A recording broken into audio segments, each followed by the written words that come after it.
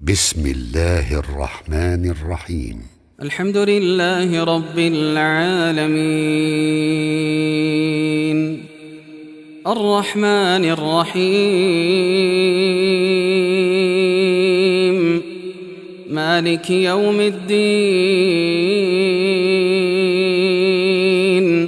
சகோதரி முபீனா மீவி பின்த் முகமது யூனுஸ் இஸ்லாத்தின் பார்வையில் கோபம் என்ற தலைப்பில் உரை நிகழ்த்துவார்.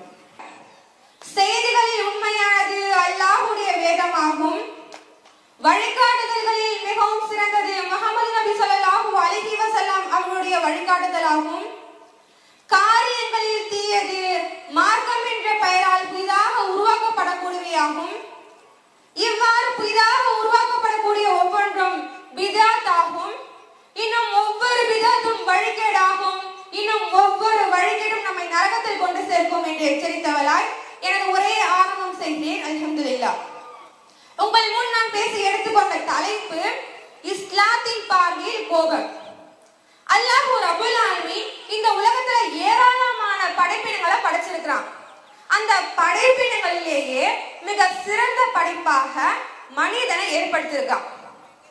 ஏன் இந்த சிறப்பு மனிதனுக்கு என்று பார்த்தோம்னா, மற்ற அனைத்து ஜீவராசிகளுக்கும் அல்லாஹ் 5 அறிவை மட்டும் வழங்கிட்டு மனிதர்களாகிய நமக்கு 6வது அறிவான பகுத்தறிவை வழங்கியிருக்கான். இந்த பகுத்தறிவின் மூலமா எது நல்லது, எது கெட்டது, எதை செய்யணும், எதை செய்யக்கூடாது என்று ஒவ்வொரு விஷயத்தையும் ஆராய்ந்து நம்ம வாழ்க்கையில வாழும்பொழுது சிறந்த வாழ்க்கையை நம்ம வாழ முடியும் என்பதற்காக தான். இப்படி அல்லாஹ் எல்லா விஷயத்தையும் பகுத்தறிவை நமக்கு வழங்கியிருக்கான். ஆனா இந்த பகுத்தறிவை, சிந்திக்கக்கூடிய அறிவை மொத்தமா சீர்குலைக்கக்கூடிய ஒன்றுதான் கோபம்ங்கிற பண்பு. இந்த கோபத்தினால ஏராளமான பின் விளைவுகள் ஏற்படக்கூடியதாக இருக்கு. இஸ்லாத்துடைய பார்வையிலும் அது சிறந்த ஒரு பண்பாக இல்லைங்க. ஏன்னா அல்லாஹ்வும் அல்லாஹ்வுடைய தூதரும் இதை வழிமுறையாக நமக்கு காட்டி தரல. அல்லாஹ் குர்ஆன்ல சொல்லும் பொழுது இறை நேசர்களுடைய பண்பாக சொல்றான், வல் காதிமீனல் கைஸ், அவர்கள் கோபத்தை அடக்கிக் கொள்வார்கள், வல் ஆஃபீன அனின் நாசி, மக்களை மன்னிப்பார்கள், வல்லாஹு யுஹிப்புல் முஹ்சினீன், இப்படிப்பட்ட நல்லவர்களை அல்லாஹ் நேசிக்கிறேன்னு சொல்றான். முஸ்லிமாக இருக்கக்கூடிய நாம் அனைவரும் அல்லாஹ்வை நேசிக்கிறோம். ஆனா அல்லாஹ்வுடைய நேசத்தை பெறுறது சாதாரண விஷயமா? ஆனா நம்ம கோபத்தை அடக்கி கொண்டு மற்றவர்களை மன்னித்து வாழும்போது அத்தகைய நல்ல பண்பை அல்லாஹ் விரும்புறான். அப்படிப்பட்ட கோபத்தினால பல்வேறு விளைவுகள் ஏற்படுத்தும் பொழுது அதை இஸ்லாம் அடியோடு தடுக்குது.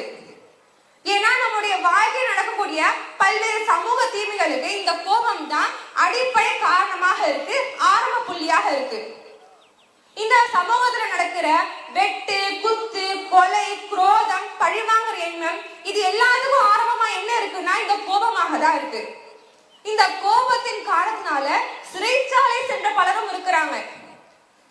சிறைச்சாலையில பலர் இருக்கிறாங்க.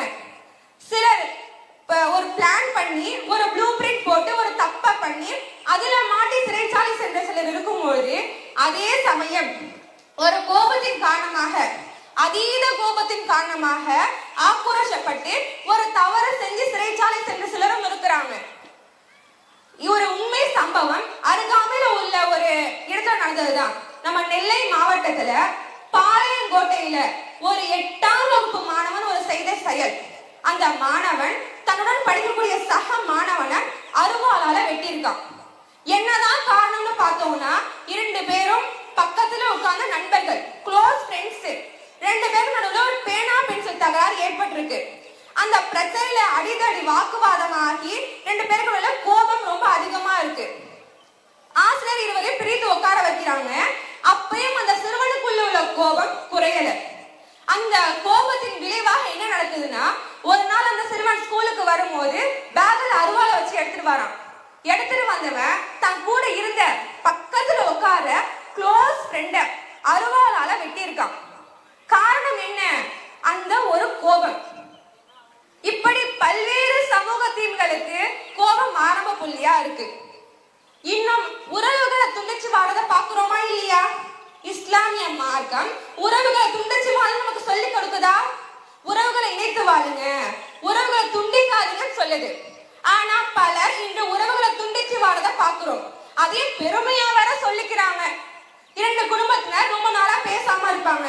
என்ன காரணம்னு கேட்டா, சொத்து பிரச்சனையா இல்ல, வாரிசு பிரச்சனையா இல்ல, அடிதடி ஆயிடுச்சா இல்ல, ஒரு நாள் கோபத்துல இவன் ஒரு வார்த்தை சொல்லிட்டான், இன்னும் என் மனசுல அது ஆறாத காயமாக இருக்கு, இதனால நம்ம உறவை துண்டிச்சு வாழ்றோம்னு பெருமையா மக்கள் சிலர் சொல்றாங்க. இப்படி உறவை துண்டிக்கிறதுக்கும் காரணமாக இந்த கோபம் தான் இருக்கு. அல்லாஹ்வுடைய தூதர் ஸல்லல்லாஹு அலைஹி வஸல்லம் சொல்றாங்க, லா யதுல் ஜன்னத காத்தியுன், உறவை துண்டிப்பவன் சுவனம் நுழையவே மாட்டான்னு சொல்லிட்டாங்க. இன்னும் மற்றொரு செய்தியில் அல்லாஹ்வுடைய தூதர் சொல்றாங்க, புகாரியில 6076வது செய்தி. அல்லாஹ்வுடைய தூதர் சொல்லும்போது, லா தபாகலு, நீங்கள் ஒருவருக்கொருவர் கோபம் கொள்ளாதீர்கள், வலா தஹாசது, நீங்கள் ஒருவருக்கொருவர் பொறாமை கொள்ளாதீர்கள், வலா ததாகலு, நீங்கள் ஒருவருக்கொருவர் பிணங்கி கொள்ளாதீர்கள், வலா தகாதஉ, நீங்கள் ஒருவருக்கொருவர் உறவை துண்டிக்காதீர்கள் என்று சொல்றான். அல்லாஹ் சொல்லியிருக்காங்க. இன்னும் அந்த செய்தியில சொல்லும் பொழுது, நீங்க அன்பு காட்டுவதில சகோதரர்களாக ஆகிடுங்க, ஒரு முஸ்லிமான சகோதரத்துல 3 நாட்களுக்கு மேல பேசாம இருக்காதீங்கன்னு சொல்றான். ஆனா இன்றைய இஸ்லாமிய சமுதாயம் இப்படியா இருக்கிறாங்க, உறவுகளை துண்டிக்கிறதுல அதிகமான பேராக இருக்கிறாங்க. அதையும் பெருமைப்பட விஷயமா நினைச்சுக்கிட்டு இருக்காங்க. இனி வரக்கூடிய காலங்கள்ல உறவுகளை துண்டிக்க கூடாது என்பதை அல்லாஹ்வும் அல்லாஹ்வுடைய வழிகாட்டுனதாக நம்ம எடுத்துக்கணும். இன்னும் இளைஞர்கள் எடுத்துப்போம். இளைஞர்கள் சிறுவர்கள்லாம் பார்த்தோம்னா பெற்றோர்களை எதிர்த்து பேசுறாங்க. பேச கற்றுக் கொடுத்த பெற்றோர்கள் இடத்துல பேச்சு திறமையை காட்டுறாங்களா இல்லையா? கோபத்தின் காரணத்தினால ஏதாச்சும் ஒண்ணு சொல்லிட்டா போதும், வார்த்தைக்கு வார்த்தை, பதிலுக்கு பதில் சொல்றாங்களா இல்லையா? காரணம் என்ன? கோபம் தாங்க அடிப்படையான காரணமா இருக்கு. எல்லாவற்றுக்கும் ஆரம்ப புள்ளி கோபம் தான் இருக்கு. ஆனால் ரசூல்லா எப்படி வாழ்ந்திருக்காங்க? நமக்கு ரசூல்லா முன்னுதாரணம் இல்லையா? அல்லாஹ் சொல்லும் பொழுது குர்ஆன்ல சொல்றான், ரசூல்லா இடத்துல அல்லாஹ்வுடைய தூதர் இடத்துல உங்களுக்கு அழகிய முன்மாதிரி இருக்குன்னு சொல்றான். அப்படிப்பட்ட ரசூல்லா தன்னுடைய வாழ்க்கையில எப்படி இருந்தாங்க? ஒரு முறை ஒரு மனிதர் பள்ளிவாசல் அல்லாஹ்வுடைய ஆலயத்துல சிறுநீர் கழிக்கிறாங்க. சஹாபாக்கள் கோபம் கொண்டு போறாங்க. அப்போ அல்லாஹ்வுடைய தூதர் சொல்றாங்க, தடுக்காதீங்க என்று சொல்லிட்டு பிறகு அதுல தண்ணீரை ஊற்றுமாறு கட்டளையிடுறாங்க. பிறகு சஹாபாக்கள் அறிவுரை சொல்றாங்க, நீங்கள் எளிமையாக நடந்து கொள்ளபடியே அனுப்பப்பட்டிருக்கீங்க, கடுமையா நடந்து கொள்ள அனுப்பப்படலன்னு சொல்றாங்க. அப்போ நாம் முஸ்லிம்களாக இருக்கக்கூடிய நாம் ஒரு மற்ற மனிதரிடத்துல எளிமையா நடந்துக்கணும், கடுமையை காட்டக்கூடாது. இன்னும் மற்றொரு செய்தியில அனஸ் ரலியல்லாஹு அன்ஹு சொல்றாங்க, அல்லாஹ்வுடைய தூதர் இடத்துல நான் 10 ஆண்டுகள் பணிபுரிந்தேன். அந்த 10 ஆண்டுகள்ல அல்லாஹ்வுடைய தூதர் என்ன சீனோ இதை ஏன் செஞ்ச என்றோ, இது இப்படி செய்திருக்க கூடாதா என்று சொல்லி என்னை எதுவுமே கேட்டதில்ல. 10 ஆண்டுகள்ல இப்படி எந்த ஒரு வார்த்தையும் சொல்லாம அழகான முறையில நடத்தியிருக்காங்க ரசூல்லா. ஆனா இன்று நம்முடைய வீடுகள்ல பணிபுரியறவங்கள்ட்ட நம்ம இப்படி நடந்து கொள்றோமா? சிந்திச்சு பார்க்கணும் சகோதரிகளே. அல்லாஹ்வுடைய தூதர் எப்படி வாழ்ந்தாங்களோ அப்படிப்பட்ட நற்பண்பை நாமும் நம்முடைய வாழ்க்கையில கொண்டு வரணும். நம்ம ஒரு இடத்துல பேசும்பொழுதும் பழகும் போதும் நம்முடைய பண்புகள் தான் முன்னாடி நிற்கும். நம்ம நல்ல விதமா நடந்துக்கிறோம், நல்லபடியா பேசுறோம், நல்ல பண்புடையவா இருந்தா அவங்களுக்கு நம்ம மேல ஒரு நல்ல அபிப்பிராயம் ஏற்படும். அதே சமயம் நல்ல பண்புடையவராக இருக்கிறோம், நல்லா பேசுறோம், ஆனா ஒரு கோபம் கொண்டவராகவோ கடுக்கடுப்பானவங்களாக இருந்தா நம்ம மேல உள்ள நல்ல அபிப்பிராயம் இருக்காது. அவங்க நம்ம மேல ஒரு கெட்ட அபிப்பிராயம் தான் கொண்டு இருப்பாங்க. எதுக்கிறதாலும் திட்டுறாங்க, கோபப்படுறாங்க, கடுகடுப்பா இருக்காங்கன்னு சொல்லி ஒரு கெட்ட அபிப்பிராயம் நம்ம மீது ஏற்படும். இப்போ இதெல்லாம் காரணமாக என்ன இருக்கு என்று பார்த்தோம்னா இந்த கோபமாக தான் இருக்கு. ஆனா ரசூலை நமக்கு பொறுமையை மேற்கொள்ளும்படி கட்டளையிட்டு இருக்காங்க. ஒரு முறை ரசூலா நடந்து போயிட்டு இருக்காங்க. ஒரு பெண்மணி கப்பருக்கு அருகில் உட்கார்ந்து அழுதுகிட்டு இருக்காங்க. அந்த பெண்மணி கிட்ட போய் சொல்றாங்க ரசூல்லா, இத்தகுல்லா, அல்லாஹ்வை அஞ்சிக்கொள், வஸ்பிரி, நீ பொறுமையாக இரு என்று ரசூலா சொல்றாங்க. ஆனால் அந்த பெண்மணி எமக்கு ஏற்பட்ட துன்பம் உமக்கு ஏற்படவில்லை என்று சொல்லி ரசூல்லா கிட்ட பதிலளிக்கிறாங்க. இப்போ நம்முடைய காலத்துல ஒருத்தவங்களுக்கு ஒரு சொல்ல போயிட்டா போதும், எனக்கு வந்த கஷ்டம் உனக்கு வந்தா தெரியும் கேட்பாங்க. அதே போல அந்த பெண்மணி ரசூலான்னு தெரியாம, தன் இடத்துல பேசினது ரசூலான்னு தெரியாம இப்படி திட்டிடுறாங்க. சிறிது நேரத்துக்கு பிறகு தன்னிடத்தில் பேசினது அல்லாஹ்வுடைய தூதர் தெரிய வந்ததும் ரசூல்லா கிட்ட போய் சொல்றாங்க, யா ரசூலுல்லாஹ், நீங்களும் தெரியாம நான் இப்படி பேசுகிறேன்னு சொல்லும் போது அல்லாஹ்வுடைய தூதர் அழகான முறையில ஒரு உதாரணத்தை சொல்றாங்க. பொறுமை என்பது துன்பம் ஏற்பட்ட ஆரம்ப நேரத்துல கையாளணும். ஒரு கஷ்டம் ஏற்பட்ட ஆரம்ப நேரத்துல கையாளணும். எல்லா துன்பமும் சோதனை முடிஞ்சு கடைசியா நான் பொறுமையா இருக்கேன்னு சொல்றது பொறுமை இல்லைங்க. ஒரு சோதனையோ ஒரு கஷ்டமோ ஒரு துன்பமோ ஏற்பட்டா அதனுடைய ஆரம்ப நேரத்துல எவர் ஒரு பொறுமையாக இருக்கிறாங்களோ அதுதான் பொறுமையாக இருக்கு. அப்படிப்பட்ட பொறுமையாளராக நாம் இருக்கிறோமா அப்படின்னு நம்மள நாமளே சுய பரிசோதனை செஞ்சு பார்த்துக்கணும். இந்த உலகத்துல நம்ம ஜாலியா வாழ்றதுக்குலாம் அனுப்பப்படல. இந்த உலகம் நமக்கு ஒரு சோதனை கூட. அல்லாஹ் குர்ஆன்ல சொல்லும் பொழுது 67வது அத்தியாயம் 2வது வசனத்துல சொல்றான், அல்லதி ஹலகல் மௌத வல் ஹயாத லியப்லுவக்கும் அய்யுக்கும் அஹ்சனு அமலா. உங்களை இந்த வாழ்வை ஏற்படுத்தினது உங்களை யார் நல்ல அமலை செய்யறோம் என்று சோதிப்பதற்காக தான் என்று அல்லாஹ் சொல்றான். இப்படி நம்மளுக்கு இந்த வாழ்க்கை நம்முடைய மரணம் அனைத்தும் நம்மள யார் நல்ல செயலை செய்யறோமோ அப்படின்னு சோதிக்கிறதுக்காக தான் அல்லாஹ் ஏற்படுத்திருக்கான். இந்த அற்ப உலகம் என்பது நமக்கு ஒரு சோதனை கூட. இந்த உலகத்துல ஜாலியா வாழ்றதுக்காக நம்ம அனுப்பப்படல அப்படிங்கறத தெரிஞ்சு நாம் நம்முடைய வாழ்க்கையில பொறுமையை கையாளக்கூடியவர்களாக இருக்கணும்.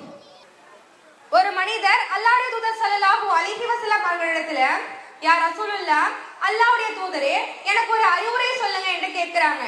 அதற்கு அல்லாஹ்வுடைய தூதர் ஸல்லல்லாஹு அலைஹி வஸல்லம் அவர்கள், லா தகலப், கோபம் கொள்ளாதீர்கள் என்று சொல்றாங்க. மீண்டும் அந்த மனிதர், யா ரசூலுல்லாஹ் எனக்கு ஒரு அறிவுரை சொல்லுங்க என்று கேட்கிறாங்க. மீண்டும் அந்த மனிதர் அந்த ரசூலுல்லாஹ் கிட்ட லா தகலப், கோபம் கொள்ளாதீர்கள் என்று சொல்றாங்க. மூன்றாவது முறையாக யா ரசூலுல்லாஹ் எனக்கு ஒரு அறிவுரை சொல்லுங்க என்று கேட்கும் போதுமே மீண்டும் மீண்டும் அல்லாஹ்வுடைய தூதர் ஸல்லல்லாஹு அலைஹி வஸல்லம் அவர்கள் கோபம் கொள்ளாதீர்கள் என்று சொல்லியிருக்காங்க. இப்படி அல்லாஹ்வுடைய தூதர் ஸல்லல்லாஹு அலைஹி வஸல்லம் அவர்கள் கோபத்தை வெறுக்கக்கூடிய பண்பாக, அது இஸ்லாமியர்களிடத்துல இல்ல இருக்கக்கூடாத ஒரு பண்பாக நமக்கு வழிகாட்டி இருக்காங்க. ஆகவே இனி வரக்கூடிய காலங்களாவது நம்ம கோபப்படாமல் பொறுமையை மேற்கொண்டு உறவுகளை துண்டிக்காமல் உறவுகளை இணைத்து இன்னும் பெற்றோர்களை மதித்து வாழக்கூடிய நன்மக்களாக வல்ல ரஹ்மான் உங்களையும் என்னையும் ஆக்கியருள் புரிவானாக. இன்னும் சொர்க்கத்தில் உயர்ந்த சொர்க்கமான ஜன்னத்துல் ஃபிர்தௌஸில் அல்லாஹ் நம்மளை ஒன்று கூட்டுவானாக என்று துஆ செய்தவராய் என்ற உரையை நிறைவு செய்கிறேன். வாஹிரு தவானா அல்ஹம்துலில்லாஹி ரப்பில் ஆலமீன். அஸ்ஸலாமு அலைக்கும் வரஹ்மத்துல்லாஹி வபரகாத்துஹு. புதுமையான புர்காக்களுடன் ஆயிஷா அபாயா, நாகேஸ்வரன் வடக்கு வீதி, கும்பகோணம்.